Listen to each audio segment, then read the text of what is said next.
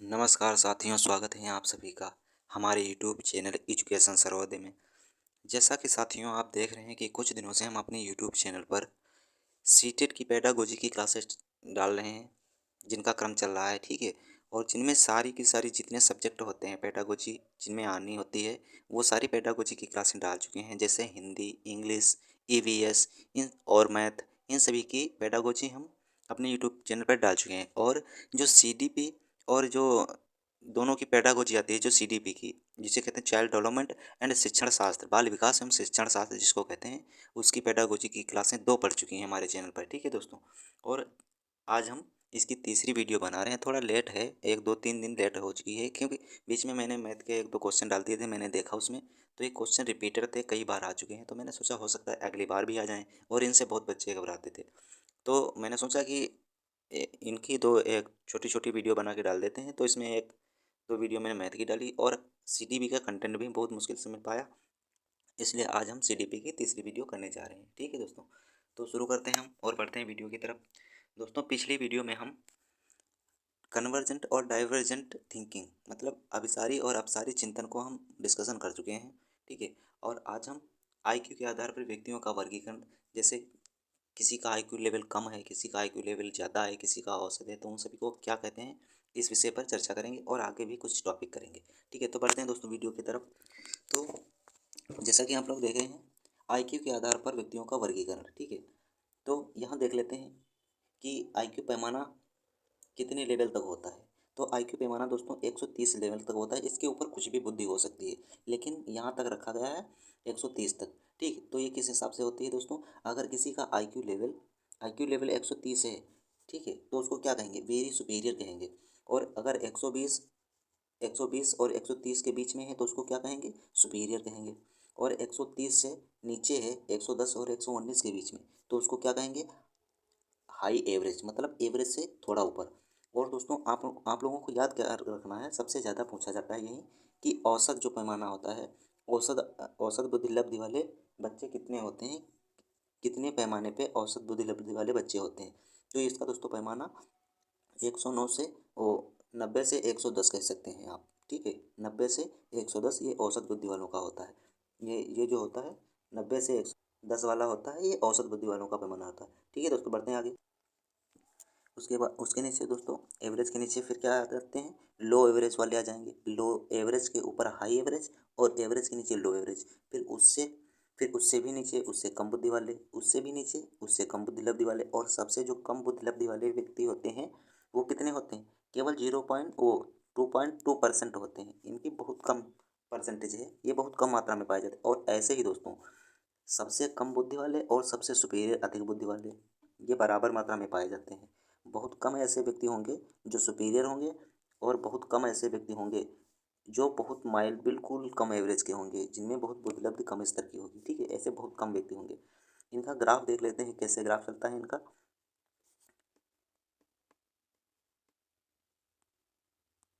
ये दोस्तों, जैसे यहाँ पे आप लोगों को दिखा रहे हैं, अच्छे से दिख नहीं रहा है, लेकिन मैं आपको बता देता हूँ।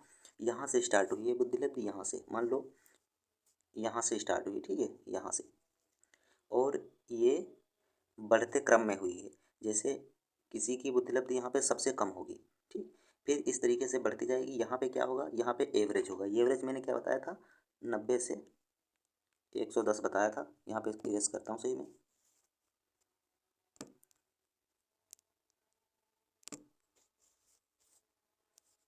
अभी बता रहा हूँ दोस्तों इस तरीके से, ठीक है। बढ़ते हैं आगे, देखते हैं। यहाँ पे क्या हमने बताया था, यहाँ पे जो बुद्धिलब्धि होगी, यहाँ पे ये, यहाँ पे मतलब 109 या 110 होगी, ठीक है। यहाँ पे 109 या 110 होगी, क्योंकि हमने क्या बताया था कि 90 से 110 या 9, इसके बीच की बुद्धि जो होती है ये औसत मानी जाती है। तो देख लिए आप पैमाने में भी देख रहे हैं, ये जो इसका ग्राफ बनता है इस तरीके से बनता है। ऊपर यहाँ से पहले सबसे कम बुद्धि वाले होंगे, फिर धीरे धीरे बढ़ के यहाँ पे औसत वाले होंगे। यहाँ पे देख लीजिए सबसे ज़्यादा ग्राफ है, इतने में सबसे ज़्यादा लोग होते हैं। और यहाँ पे फिर धीरे जाके बढ़ता चला जाएगा। यहाँ पे इस तरीके के भी लोग बहुत कम होंगे। परसेंटेज ये दोस्तों लोगों में है कि इस प्रकार के लोग ज़्यादा होंगे, यहाँ पे इस टाइप के लोग ज़्यादा होंगे, औसत वाले। और बहुत कम बुद्धि वाले भी कम होंगे, और बहुत ज़्यादा बुद्धि वाले भी कम लोग होंगे, ठीक। आगे देख लेते हैं प्रतिभाशाली बच्चे क्या होते हैं। गिफ्टेड चिल्ड्रन जिनको बोलते हैं कि बहुत अच्छी आईक्यू वाले चिल्ड्रन हैं, ठीक है, जो भी बताया जाए अच्छे से पढ़ लेते हैं, अच्छे से ज्ञान लेते हैं, उनको रिक्वायर बहुत सारी चीज़ों की रहती है, कई उच्च पाठ्यक्रम की आवश्यकता रहती है, वो सामान्य बच्चों से अलग होते हैं ना, तो इस तरीके के क्या होते हैं, प्रतिभाशाली बच्चे कहलाते हैं। अब इसको किस तरीके से डिफाइन किया जाता है, आप लोग डेफिनेशन पढ़ लीजिए एक बार। ऐसे बच्चे जो सामान्य बच्चों से कहीं अधिक उच्च स्तर के होते हैं, मतलब ऐसे बच्चे वह बच्चे गिफ्टेड चिल्ड्रन कहलाते हैं या प्रतिभाशाली बच्चे कहलाते हैं, जो बच्चे सामान्य बच्चों से अधिक कहीं बुद्धिमान होंगे, प्रखर होंगे, काम करने में उनकी एबिलिटी अधिक होगी, सोचने की शक्ति उनकी अधिक होगी, वो क्या कहलाएंगे, प्रतिभाशाली बच्चे कहलाएंगे। याद रखना देखो दोस्तों, प्रतिभाशाली बच्चे और विशिष्ट बच्चों में डिफरेंस है। प्रतिभाशाली बच्चे और विशिष्ट चिल्ड्रंस में डिफरेंस है। विशिष्ट बच्चा किसी चीज़ में विकलांग हो सकता है, कोई बहुत अच्छा हो सकता है, वो विशिष्ट हो जाएगा। गिफ्टेड चिल्ड्रन केवल वो सबसे अच्छे सामान्य बच्चों से अधिक अच्छे जो बच्चे होते हैं हर चीज़ में, वो गिफ्टेड चिल्ड्रन कहलाते हैं। अब देख लेते हैं, यहाँ पे पढ़ लेते हैं जल्दी में। प्रतिभाशाली बच्चों में उच्च चिंतन की विशेषता, मतलब हाई थिंकिंग की उनके में विशेषता होती है, ठीक। ये बहुत ज़्यादा अच्छे से सोच पाते हैं सामान्य बच्चों की अपेक्षा, ठीक है। वह टैलेंटेड होते हैं और आदर्श रूप से सक्रिय होते हैं, ठीक है। ये किसी भी काम को करने के लिए उत्सुक ही रहते हैं, क्रिएटिविटी इनके अंदर होती है, अंतर्गत होती है, इनके अंदर क्रिएटिविटी होती है बहुत ज़्यादा, ठीक है दोस्तों। तो आगे बढ़ते हैं और देख लेते हैं, इनके अंतर्गत क्रिएटिविटी होती है अपेक्षाकृत सामान्य बच्चों से, ऐसे समझ लीजिए। इनको समृद्ध पाठ्यक्रम की आवश्यकता होती है। समृद्ध पाठ्यक्रम की आवश्यकता मतलब ऐसा पाठ्यक्रम जो उनके अनुरूप बना हो, वो बहुत अच्छा पाठ्यक्रम चाहते हैं। वो सामान्य बच्चों से अलग है ना, तो सामान्य बच्चों जैसे सामान्य बच्चों को जो पाठ्यक्रम दिया जाता है उनसे अच्छे पाठ्यक्रम की उनको रिक्वायर रहती है, क्योंकि वो सामान्य बच्चों से बेहतर करना जानते हैं। वहीं प्रतिभाशाली बच्चों की पहचान होती है। अब दोस्तों देख लेते हैं कि प्रतिभाशाली बच्चों की कक्षा में हम कैसे पहचान करेंगे। 100 बालक हैं मान लो, कक्षा में 100 बालक हैं, ये बताइए हम कैसे पहचान करेंगे कि इसमें 5 हैं, 4 हैं, कितने प्रतिभाशाली बच्चे हैं, क्योंकि परसेंटेज बहुत कम होता है, इतने बच्चों में पता तो ऐसे चलेगा नहीं। तो किस तरीके से हम पता लगाते हैं कक्षा में प्रतिभाशाली बच्चों का, एक ही हमारे पास तरीके हो सकते हैं, कई तरीके हो सकते हैं। जैसे कि सारे बच्चों का टेस्ट लो एक जैसा, सारे बच्चों को व्याख्यान विधि से कोई चीज़ बताओ, कोई चीज़ पढ़ाओ, उसमें से जो बच्चा निकल कर आएगा, या किसी बच्चों का मूल्यांकन करो, उसमें से जब बच्चा निकल कर आएगा तभी तो हम उसको कहेंगे कि ये प्रतिभावान बच्चा बच्चा है, प्रतिभाशाली है, क्योंकि उन सामान्य बच्चों से अधिक उसका किया गया कार्य होगा, उसने बहुत अच्छे से जो सामान्य बच्चे जितने, अगर 100 नंबर का कोई टेस्ट हुआ, यहाँ पे समझिए, अगर अगर कोई 100 नंबर का टेस्ट हुआ, ठीक है, तो नॉर्मल बच्चे 100 में से कितने लाएंगे, मान लिया आप नॉर्मल बच्चे 60 ला रहे हैं। अगर प्रतिभाशाली बच्चे होंगे, अगर प्रतिभाशाली जो बच्चे होंगे वो यहाँ पे कितने लाएंगे, यहाँ पे ये 100 में 80 नंबर लाएंगे या 90 नंबर लाएंगे। तो सामान्य बच्चे ने कितने ला रहे हैं, 60 नंबर ला रहे हैं, और प्रतिभाशाली बच्चे 90 नंबर ला रहे हैं। तो मतलब किस तरीके से हम पहचान इनकी कर लेंगे कि प्रतिभाशाली बच्चे जो होते हैं ये इस तरीके के। अब हम पहचान कर लेंगे कि जो 80 नंबर ला रहे हैं, मान लिया 50 लड़के हैं, 50 बच्चों में 45 ऐसे बच्चे हैं जो 60 नंबर ला रहे हैं, और 5 ऐसे हैं जो 80 ला रहे हैं। तो वो जो 5 बच्चे बच्चे वो कैसे बच्चे हैं, वो प्रतिभाशाली बच्चे कहलाएंगे, ठीक है। बढ़ते हैं आगे दोस्तों, यहाँ पे देख लीजिए कि बच्चों की पहचान कैसे की जाती है, प्रतिभाशाली बच्चों की पहचान कैसे की जाती है, अवलोकन करके, ठीक है। इसमें क्या होता है, अध्यापक निर्णय लेकर, ठीक, जजमेंट टीचर निर्णय लेकर भी, जैसे कई बच्चों का टेस्ट किया उसमें निर्णय लिया, जो भी हो, सहपाठी निर्णय भी हो सकता है, क्योंकि बच्चों का बच्चों में डिस्कशन करवाएंगे तो उससे पता चल जाएगा कि कौन बच्चा कितना अधिक जानता है, वो क्रिएटिविटी कौन कितना है, ठीक है। मानकीकृत अभिज्ञान स्टैंडर्ड जो भी होता है पैमाना, उस पर रख कर, या क्या कहते हैं, उसका माप करके उसकी कि इसकी आईक्यू लेवल कितना है, या जैसे गणित है तो गणित में 4 क्वेश्चन सभी को देंगे। कुल मिला के उसका इसी तरीके से किया जा सकता है, या तो कक्षा में आकलन करेंगे, मूल्यांकन करेंगे, टेस्ट देंगे, पढ़ने का टेस्ट देंगे, इन सब तरीके से, और सहपाठी से आपस में बातचीत करवा के इस तरीके से ये पता किया जा सकता है। समूह बुद्धि परीक्षण ये दिखाया हुआ है, व्यक्तिगत बुद्धि परीक्षण ये भी करवा के पता किया जा सकता है, और टेस्ट ऑफ अचीवमेंट मतलब उसने कितना अचीव किया, यही तो दोस्तों टेस्ट में यही तो होगा कि कौन कितना अचीव कर रहा है, इसी से तो पता चलेगा कि कौन प्रतिभाशाली बच्चा है, ठीक है। विशिष्ट योग्यता परीक्षण मतलब ऐसी परीक्षाएं जिसमें केवल अच्छे लड़के ही पास किए जा सकते हैं, तो वहीं जो लड़के पास हुए वो प्रतिभाशाली बच्चे कहलाएंगे, ठीक है। जो बच्चे पास नहीं हो पाएंगे, इतना अच्छा टेस्ट ही बनाया गया होगा कि सारे नॉर्मल बच्चे उसमें पास नहीं हो पाएंगे, तो प्रतिभा वो वहीं बच्चे पास हो पाएंगे जिनके पास क्या है, स्पेशल एबिलिटी है, ठीक है, वहीं बच्चे पास हो पाएंगे। अब इंटरेस्ट इनोवेटर्स, ठीक, सूची को बना करके व्यक्तित्व परीक्षण करके पर्सनालिटी टेस्ट या तो करवाएंगे। बहुत सारे पर्सनालिटी टेस्ट आते हैं साइकोलॉजी में, कोई पर्सनालिटी टेस्ट करवाएंगे तब उससे पता चलेगा, ठीक है। अब दोस्तों देख लेते हैं इमोशनल इंटेलिजेंस मतलब सांवेगिक। सांवेगिक बुद्धि जो है, अब इसमें हम चर्चा करेंगे इसकी सांवेगिक बुद्धि क्या होती है, ठीक है। सांवेगिक यहाँ पे दोस्तों आप ऐसे ही समझ सकते हैं कि संवेग का मतलब ही होता है हमारी बुद्धि से। तो ये कहाँ से सांवेगिक बुद्धि होती है, तो ये कैसी होगी, बुद्धि से रिलेटेड होगी, मतलब मानसिक से, मन से रिलेटेड होगी, ठीक। अब समझते हैं आगे। ये जो सांवेगिक बुद्धि का जो सबसे पहले संपर्क दिया किसने दिया था, साल्वे और मेयर ने सबसे पहले सांवेगिक बुद्धि का इस्तेमाल किया, यानी संपर्क दिया। और जो इन्होंने बुक लिखी थी, इन्होंने बुक लिखी, कौन सी बुक लिखी, इमोशनल इंटेलिजेंस, ठीक। इमोशनल इंटेलिजेंस जो बुक लिखी गई है, इसके लेखक हैं डेनियल गोलमैन, ठीक। ये याद रखना दोस्तों, बुक आ सकती है कि इमोशनल इंटेलिजेंस किसके द्वारा लिखी गई है, तो डेनियल गोलमैन के द्वारा ये बुक लिखी गई है। और ये इतना याद रखना दोस्तों कि ये बुक इनके द्वारा लिखी गई, लेकिन इंटेलिजेंस, इमोशनल इंटेलिजेंस, ये जो संवेगी बुद्धि का संपर्क सबसे पहले या इस्तेमाल सबसे पहले साल्वे और मेयर ने किया था, ठीक है। अब सामयिक बुद्धि देख लेते हैं दोस्तों। सामयिक बुद्धि देख लेते हैं क्या है, मतलब इसमें क्या होता है। संवेग मतलब संवेगों से जो हम क्रिया करते हैं उसको क्या कहते हैं, संवेग से जो चीज़ें कंट्रोल होती हैं, हमारे संवेग आ जाते हैं, क्रोध, भय, ठीक। इसमें क्या होते हैं, सोशल स्किल्स भी होती हैं, सेल्फ अवेयरनेस होता है, सेल्फ रेगुलेशन होता है, और एम्पैथी होता है, मोटिवेशन और प्रेरणा होती है, ठीक है। इसके ये चरण है सामयिक बुद्धि के। अब दोस्तों यही पूछा जाता है कि ये बताइए, सीटेट में यही पूछा जाएगा कि ये बताइए सोशल स्किल्स किस कौन सी बुद्धि से संबंधित, तो आप क्या कहेंगे, संवेगी बुद्धि से। सेल्फ अवेयरनेस किस में आता है, संवेगी बुद्धि में आता है, ठीक है। ये जो सांवेगी बुद्धि वाले व्यक्ति हैं इनकी विशेषताएं हैं, ठीक है। जिन ऐसे, अब हम जैसे यहाँ पे क्वेश्चन पूछेगा कि इस क्वेश्चन सीट में पूछ दिया, ये बताइए जिनमें सांवेगिक बुद्धि होती है उनमें कौन सी विशेषताएं होती हैं, तो आप लोग ये 5 विशेषताएं याद रखेंगे कि ये विशेषताएं होती हैं सांवेगिक बुद्धि वाले मनुष्यों में। ऐसे भी उल्टा करके भी क्वेश्चन पूछ सकता है कि ये बताइए मोटिवेशन जो है किस प्रकार के बुद्धि वाले व्यक्ति की विशेषता है, तो आप सीधे बता देंगे सांवेगिक बुद्धि वाले व्यक्ति की ये विशेषता है, ठीक है। आगे बढ़ते हैं दोस्तों। संज्ञान और संवेग, संज्ञान और संवेग ये दोनों दोस्तों एक दूसरे से इंटर रिलेटेड हैं, एक जैसे लगते हैं बट है नहीं, एक दूसरे से रिलेटेड जरूर हैं, ठीक है। संज्ञान मतलब जैसे किसी चीज़ को सोचने की क्षमता, क्या कहते हैं, संज्ञान, ठीक।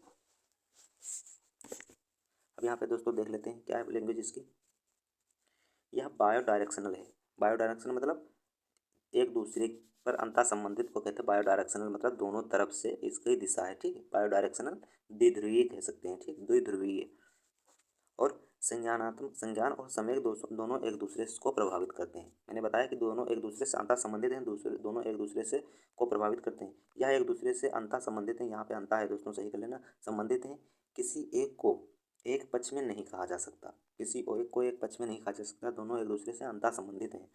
रेंजुली नामक एक वैज्ञानिक है यहाँ पे दोस्तों, यहाँ पे पाइए, रेंजुली नामक वैज्ञानिक के अनुसार, रेंजुली नामक वैज्ञानिक ने क्या कहा, कोई जरूरी नहीं कोई बच्चा उच्च सक्रियता का रचनात्मक व दृढ़ संकल्पित हो। क्या कहा, रेंजुली नामक वैज्ञानिक ने कहा या के अनुसार बच्चे में औसत के ऊपर योग्यता, सक्रियता या उच्च रचनात्मकता व दृढ़ संकल्प हो, वह बच्चा गिफ्टेड कहलाता है। उन्होंने गिफ्टेड चिल्ड्रन की क्या विशेषता बताई, रेंजुली नामक साइंटिस्ट आए, उन्होंने क्या बताई, जो गिफ्टेड चिल्ड्रन होगा उसकी क्या विशेषता होगी। इन्होंने बताया कि जो जो बच्चा औसत से ऊपर होगा बुद्धि में, ठीक है, और योग्यता तथा सक्रियता में उच्च होगा, उच्च रचनात्मकता होगी, ये सभी चीज़ें जिसमें होंगी, और दृढ़ संकल्पित होगा, अपने काम को करने के लिए दृढ़ संकल्पित होगा, वह बच्चा गिफ्टेड बच्चा या गिफ्टेड चिल्ड्रन कहलाएगा। जब इन्होंने यह सिद्धांत दिया कि कोई भी बच्चा हो उसमें औसत से ऊपर बुद्धि होगी, उच्च रचनात्मकता होगी, योग्यता अच्छी होगी, दृढ़ संकल्पित होगा, बच्चा किसी काम को करने के लिए अडिग होगा, वह किसी न किसी काम को, जैसे कोई बच्चा अगर गिफ्टेड है तो उसमें हायर जो होगी थिंकिंग होगी, हायर थिंकिंग होगी, ठीक है, और रचनात्मकता, क्रिएटिविटी होगी, क्रिएटिव होगा बच्चा, एक्टिव होगा, मंद नहीं होगा, मंद नहीं होगा, काम करने की क्षमता अधिक होगी, काम करने की क्षमता का मतलब उसका मन लगा रहेगा। ये ऐसा नहीं है कि काम छोड़कर जा रहा है या किसी काम को अपना कर ही नहीं रहा। काम के प्रति दृढ़ संकल्पित होगा। काम के प्रति दृढ़ संकल्पित होगा। काम के प्रति दृढ़ संकल्पित होगा तो बच्चा क्या करेगा, गिफ्टेड चिल्ड्रन कहलाएगा। ठीक है। इनके मॉडल को क्या कहा जाता है, इनके मॉडल को थ्री रिंग मॉडल कहा जाता है। ठीक। बहुबुद्धि के सिद्धांत अब दोस्तों देख लेते हैं। मल्टीपल मल्टीपल जो कॉन्सेप्ट होता है, मल्टीपल इंटेलिजेंस मतलब बहुबुद्धि। बहुबुद्धि का मतलब बहुत प्रकार की बुद्धि का जो सिद्धांत है वो किसने दिया था, हावर्ड गार्डनर ने। हावर्ड गार्डनर ने, हावर्ड, इरेज कर लेते हैं, सही से लिखते हैं दोस्तों, हावर्ड यानी हावर्ड गार्डनर ने। ठीक है दोस्तों, हावर्ड गार्डनर ने बहुबुद्धि का सिद्धांत दिया था। तो आगे बढ़ते हैं दोस्तों, देख लेते हैं लैंग्वेज में इनकी क्या है। यहाँ पे देख सकते हैं दोस्तों, हावर्ड गार्डनर नामक वैज्ञानिक ने बहुबुद्धि का सिद्धांत दिया। उन्होंने कहा कि बुद्धि के कई प्रकार हो सकते हैं। जैसे कि आप दोस्तों लैंग्वेज से ही समझ सकते हैं, मल्टी इंटेलिजेंस मतलब बहुत, बुद्धि के बहुत सारे प्रकार, यानी बहुबुद्धि, बुद्धि के बहुत बहुत सारे प्रकार, उसको क्या कहते हैं, मल्टी इंटेलिजेंस। ठीक। और क्या कहा उन्होंने, बहुबुद्धि के कई प्रकार हो सकते हैं। उन्होंने क्या कहा कि बुद्धि के कई प्रकार हो सकते हैं। भाई कोई गाने में अच्छा है, कोई पढ़ने में अच्छा है, कोई मैथ कैलकुलेशन में अच्छा है, कोई रीजनिंग में अच्छा है, कोई साइंटिस्ट जैसे बन गया तो वहाँ अच्छा है, तो कोई मैकेनिक है तो वो अपना वर्क करने में अच्छा है। तो उन्होंने बताया कि इस तरीके से बुद्धि बहुत प्रकार की होती है। इन्होंने भी सही बताया दोस्तों। कोई ऐसा कोई ज़रूरी है, कोई भाई सिंगिंग में अच्छा होता है, शायद वो पढ़ने में अच्छा ना हो। कोई क्रिकेट में अच्छा होता है, शायद वो सिंगिंग में अच्छा ना हो, ऐसा भी होता है। तो उन्होंने बताया, इस आधार पर उन्होंने बताया कि बुद्धि कई प्रकार की होती है। तो इनके मॉडल को क्या कहा गया, बहुबुद्धि का सिद्धांत। इन्होंने, कौन से वैज्ञानिक थे, हार्वर्ड गार्डनर, याद रखना दोस्तों। फिर इनकी लैंग्वेज को पढ़ लेते हैं एक बार। यदि कोई संगीत में अच्छा है तो ज़रूरी नहीं कि वह दूसरे काम में भी अच्छा ही होगा, एक दूसरे से ये स्वतंत्र होते हैं। उन्होंने कहा कि ये दोनों एक दूसरे से स्वतंत्र होते हैं। कोई ज़रूरी नहीं है कि यह बच्चा गाने में सही है, गाने में अच्छा है, या कोई पर्सन गाने में अच्छा है तो कोई ज़रूरी नहीं है कि इसको भाई फुटबॉल अच्छी आती होगी, क्रिकेट अच्छा आता होगा, मैथ अच्छी आती है और रीजनिंग अच्छी आती है। कोई ज़रूरी नहीं है कि ये गा लेता है अच्छा से, इसको गाने में इंटरेस्टेड है, बहुत अच्छा गा सकता है तो इसको मैथ भी बहुत अच्छी आती है। ऐसी कोई ज़रूरी नहीं है, ये दोनों एक दूसरे से स्वतंत्र होते हैं। ठीक है। अब इन्होंने बुद्धि के प्रकार बताए हैं। ठीक है, अब देख लेते हैं इसमें।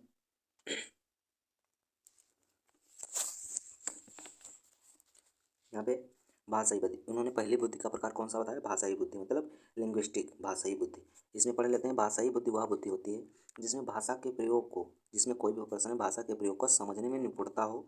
ऐसे व्यक्ति लिखने में, सुनने में, खेलने में, खेलने मतलब पढ़ने में, यहाँ पे दोस्तों खेलने में नहीं हो सकता, पढ़ने में, सुनने में, या पढ़ने में, सुनाने में, दोस्तों सुनाने में अच्छे हो सकते हैं। सुनाने का मतलब सिंगर वगैरह होंगे।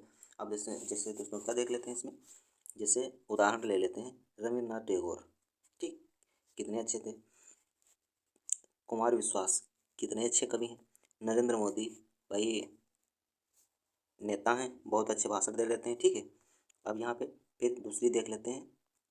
इसमें एक बार समझ लीजिए दोस्तों, इसमें इस तरीके के पर्सन आएंगे जो अपनी बात को बहुत अच्छे से कह पाते हैं, दूसरों को समझाते हैं, और जैसे उनको भाषा का ज्ञान बहुत अच्छे से होता है, भाषा को किसी तरीके से तोड़ मड़ोड़ के वो कह सकते हैं, बोल सकते हैं, कम्युनिकेट कर सकते हैं। इस तरीके के लोग इस प्रकार की बुद्धि में आएंगे। अब जैसे क्वेश्चन में पूछ दिया गया, ये बताइए कोई कवि है तो कोई कवि है तो उसके पास किस किस प्रकार की बुद्धि है, तो आपको ये पता होना चाहिए कि उसके पास भाषाई बुद्धि है। ठीक है। आगे बढ़ते हैं दोस्तों, देख लेते हैं तर्कपूर्ण बुद्धि या गणितीय बुद्धि, लॉजिकल या मैथमेटिकल इंटेलिजेंस। ठीक। अब इसमें क्या होता है, ऐसे व्यक्ति समस्या समाधान में अच्छे होते हैं। कैसे, ऐसे लोग, ऐसे व्यक्ति समस्या समाधान में अच्छे होते हैं। इनमें तर्क शक्ति का विकास बहुत अधिक हुआ होता है। ठीक है। और साइंटिस्ट वगैरह इस कैटेगरी में आते हैं। तो लैंग्वेज में क्या है, ऐसे लोग समस्या समाधान में बहुत अच्छे होते हैं जिनमें तर्कपूर्ण या गणितीय बुद्धि होता है। दोस्तों यहाँ पे विधि नहीं, बुद्धि। ठीक है, यहाँ पे गणितीय बुद्धि है, लिख लेना, यहाँ पे गणितीय बुद्धि है जिनमें पाई जाती है। अब जैसे में कौन से आएंगे, जैसे अल्बर्ट आइंस्टीन है, एपीजे अब्दुल कलाम, साइंस, इस प्रकार की बुद्धि में दोस्तों कौन आएगा, साइंटिस्ट वगैरह आते हैं। ऐसे दोस्तों समझ लीजिए कि जैसे क्वेश्चन में पूछा गया कि ये बताइए एपीजे अब्दुल कलाम जो हैं, या कोई वैज्ञानिक, कोई वैज्ञानिक किस प्रकार की बुद्धि में आएगा, या वैज्ञानिक में किस प्रकार की बुद्धि पाई जाती है, या कहेंगे कि वैज्ञानिक में किस प्रकार की बुद्धि पाई जाती है, बताइए। तो आपको पता होना चाहिए इसमें कौन सी बुद्धि पाई जाती है, ठीक है।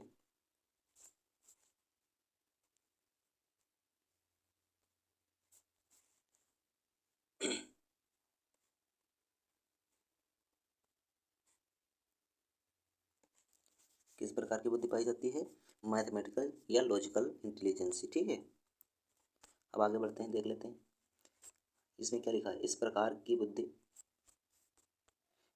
की बुद्धि में वैज्ञानिक, नोबेल पुरस्कृत, यानी नोबेल पुरस्कृत व्यक्ति या पुरस्कार पाया हुआ व्यक्ति इस सूची में आते हैं, ठीक है भाई। इंटेलिजेंस तो जो लोग हैं, जहाँ और कोई पुरस्कार कब पाएगा भाई, इंटेलिजेंट होगा, वो अच्छे से काम किया होगा, सबसे योग्यता उसमें सबसे ज़्यादा होगी बुद्धि की, तभी तो वो इंटेलिजेंस हुआ और तभी तो उसने पुरस्कार पाया है, ठीक। तो वैज्ञानिक लोग और जो पुरस्कार पाते हैं लोग, वो इस श्रेणी में आते हैं। अब कह दो क्रिकेट में कोई पुरस्कार पाया है, तो हाँ भाई क्रिकेट में पुरस्कार पाया है, लेकिन वो किस क्षेत्र से आया, कैसे आया है, उस चीज़ पर तो डिपेंड रहता है, ठीक है।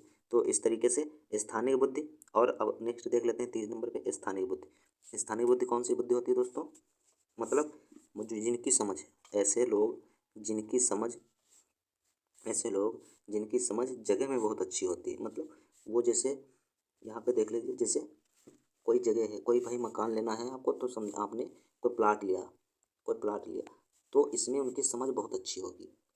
वो कोई जगह देख लेंगे तो उसमें वो आइडिया लगा लेंगे कि यहाँ पे इन चीज़ों का निर्माण किया जाए, या इस चीज़ को ऐसे बनाई जाए। इस प्रकार की बुद्धि में कौन सा लोग आएंगे, या देख लीजिए आप लोग, कुछ लोग होते हैं कि मकान को देखते ही बता देते हैं कि इसमें इस तरीके का नक्शा कट जाएगा, इस तरीके का, यानी क्या कहते हैं उसको, नक्शा बनाने वाले लोग, या मकान का नक्शा बनाने वाले लोग, ठीक, इसके अंतर्गत आते हैं स्थानीय बुद्धि में, ठीक है।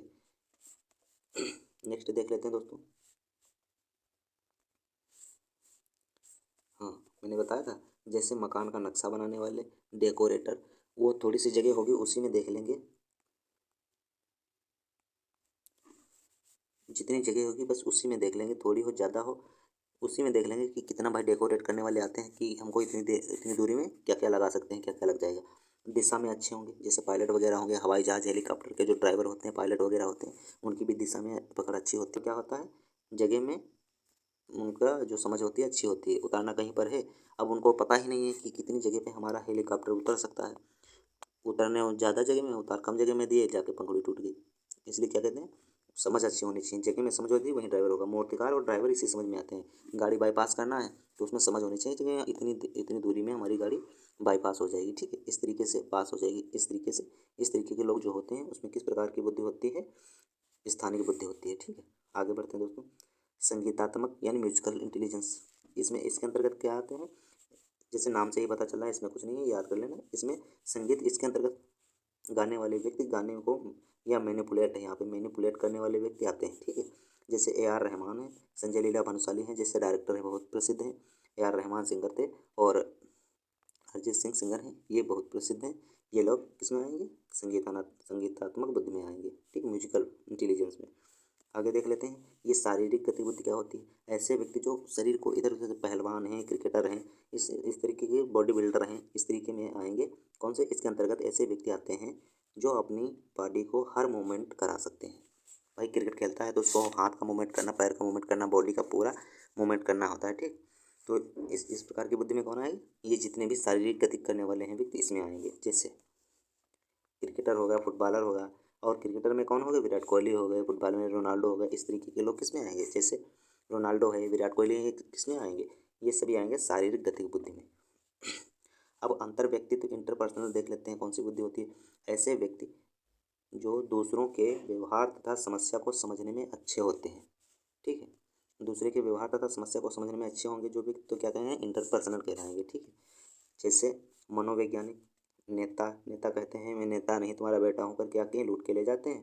क्या होता है, अंतर व्यक्तित्व होते हैं। सामाजिक कार्यकर्ता, मदर टेरेसा, ये अलग की बात है दोस्तों, ये तो मजाक की बात हुई, खैर वैसी कोई बात नहीं। बाकी इसी में ये आते हैं सब। अब देख लेते हैं अंतः व्यक्तित्व, इंट्रापर्सनल क्या होता है, इंट्रापर्सनल क्या होता है। इसमें अंतः पर्सनल और अंतः पर्सनल में याद रखना दोस्तों, इसमें क्या होता है, ये दूसरों की समस्याओं को समझने। अंतः पर्सनल में क्या होता है, अपनी ही इच्छाओं को, फीलिंग्स को, जैसे ऐसे व्यक्ति जो अपनी इच्छाओं और अपनी ही फीलिंग्स को अच्छे से समझ पाते हैं, साधु महात्मा इसी के अंतर्गत आते हैं दोस्तों, ठीक है। वो अपने अंदर समझ पाते हैं कि हाँ मैं क्या कर सकता हूँ, या कुछ भी, या दुनिया को कुछ भी ऐसा देकर चले जाते हैं, यादगार रह जाती है। महात्मा बुद्ध वगैरह है, गौतम बुद्ध हैं, अरस्तु हैं, ठीक है, मनोवैज्ञानिक होते हैं, ये सभी इसी के अंतर्गत आते हैं, ठीक है। आगे बढ़ते हैं दोस्तों। और ये 8 प्रकार की बुद्धि हुई थी। 8वें नंबर की है हमारी प्राकृतिक बुद्धि, नेचुरलिस्टिक, ठीक। ऐसे व्यक्ति जो प्रकृति के प्रति संवेदनशील होते हैं, भाई प्रकृति के प्रति संवेदनशील हैं, प्रकृति से उनको लाभ है, वो प्रकृति को बचाएंगे, विनाश करें कुछ भी। जैसे शिकारी का भी प्रकृति से संबंध है, किसान, यात्री, वनस्पति वैज्ञानिक और आदि, इन सभी का क्या है, प्राकृतिक बुद्धि होती है। इन सभी में कैसी बुद्धि पाई जाएगी, इन सभी में प्राकृतिक बुद्धि पाई जाती है।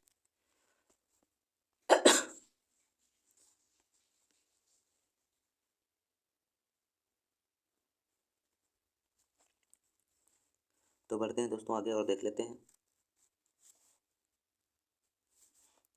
अब दोस्तों ये यहाँ पे जो जो साइंटिस्ट हुए थे पिछले, हावर्ड गार्डनर ने बहुबुद्धि का सिद्धांत दिया था। इन्होंने कितनी प्रकार की बुद्धि दी थी, हावर्ड गार्डनर, इन्होंने कितनी प्रकार की बुद्धि दी थी, 8 प्रकार की बुद्धि दी थी, ठीक है।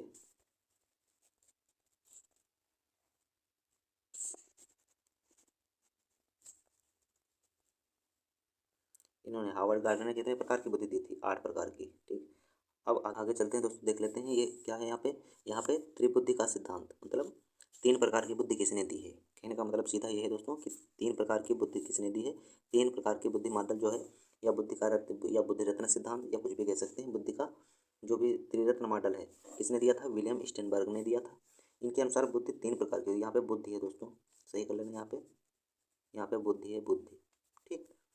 ये बुद्धि 3 प्रकार की होती है। कौन सी बुद्धि होती है, प्रायोगिक बुद्धि, रचनात्मक और विश्लेषणात्मक बुद्धि। मतलब प्रायोगिक बुद्धि और रचनात्मक बुद्धि और विश्लेषणात्मक बुद्धि होती है, ठीक है। देख लेते हैं, यहाँ पे इंग्लिश वाले बच्चे देख लेंगे कि प्रायोगिक को दोस्तों क्या कहते हैं, प्रायोगिक को प्रैक्टिकल कहेंगे। नेक्स्ट पेज पे देख लेंगे, जो प्रायोगिक थी, प्रायोगिक को क्या कहेंगे, प्रैक्टिकल, प्रैक्टिकल इंटेलिजेंसी, ठीक। और ये जो दूसरे नंबर की थी रचनात्मक, इसको क्या कहेंगे, क्रिएटिविटी वाली, ठीक, क्रिएटिव, इसको क्रिएटिव कहेंगे। और 3 नंबर पे जो विश्लेषणात्मक है, इसको क्या कहेंगे, एनालिटिकल।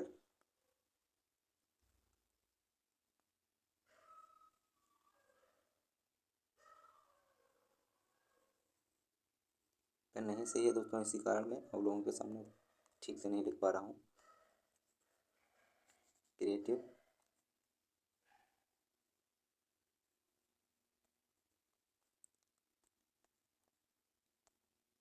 एनालिटिकल,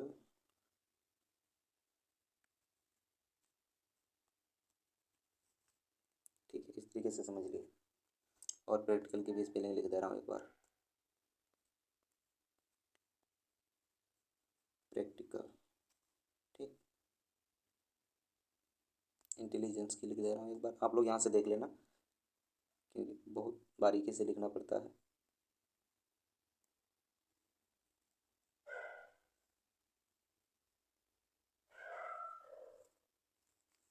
ठीक, यहाँ से चलो बढ़ते हैं दोस्तों, आगे देखते हैं।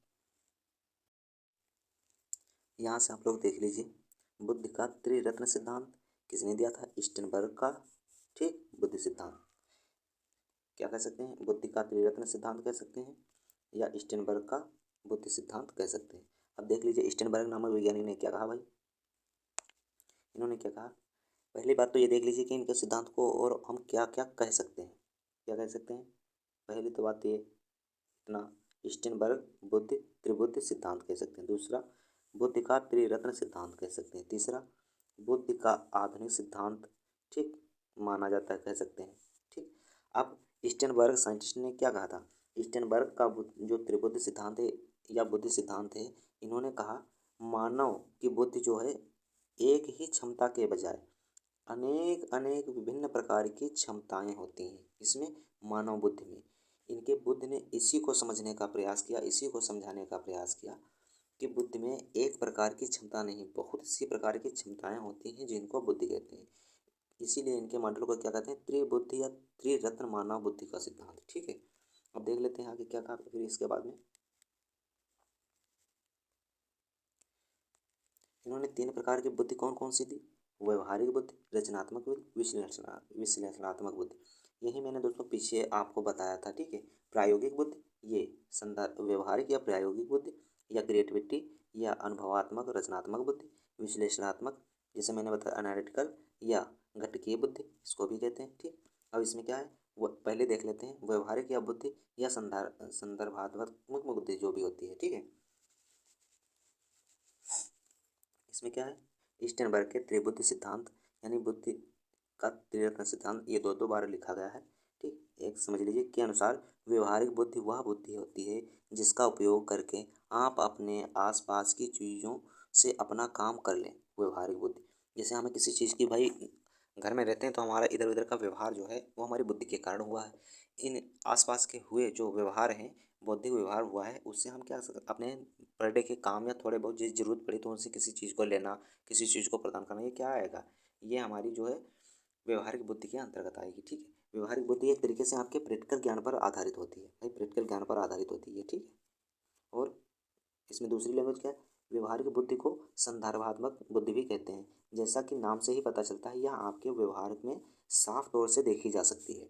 व्यवहारिक बुद्धि का ही प्रयोग करके आप अपने आसपास की चीज़ों से सामंजस्य स्थापित करते हैं। नाम से ही जैसे दोस्तों पता चलता है कि व्यवहारिक बुद्धि मतलब जो भी हमारा व्यवहार आस पड़ोस का होगा उसमें हम कैसे रहते हैं, कैसे संबंध स्थापित करते हैं, इन सभी बातों का हमारी व्यवहारिक बुद्धि से पता चलता है। ठीक है, आगे बढ़ते हैं दोस्तों और देख लेते हैं। तो आगे बस इतना ही है दोस्तों। आगे आगे की जो इसके 2 प्रकार की बुद्धि रह गई है, जिसमें एक मॉडल हमने देख लिया है, प्रायोगिक बुद्धि का हमने देख लिया है। ठीक है, प्रैक्टिकल जो बुद्धि होती है उसका हमने देख लिया है, और आगे जो 2 रह जा रहे हैं इसको हम कल कवर कर लेंगे नेक्स्ट वीडियो में। दोस्तों वीडियो भी बड़ी हो रही है और हमको जो भी इसमें क्रिएटिविटी करनी रहती है वो भी करने में दिक्कत आएगी जब वीडियो बड़ी हो जाती है, क्योंकि हर चीज़ की अभी प्रॉब्लम्स है हमारे पास। ठीक है दोस्तों, तो आज के लिए इतना ही, मिलते हैं नेक्स्ट वीडियो में। वीडियो पे दोस्तों नए हो तो वीडियो को दोस्तों के साथ शेयर कीजिए और चैनल को सब्सक्राइब कीजिए, और वीडियो अगर अच्छी लगी हो तो लाइक करिए, वरना कोई बात नहीं। ठीक है, और दोस्तों के शेयर जरूर कीजिए, सब्सक्राइब जरूर करिए। ठीक, मिलते हैं नेक्स्ट वीडियो में, तब तक के लिए जय हिंद दोस्तों।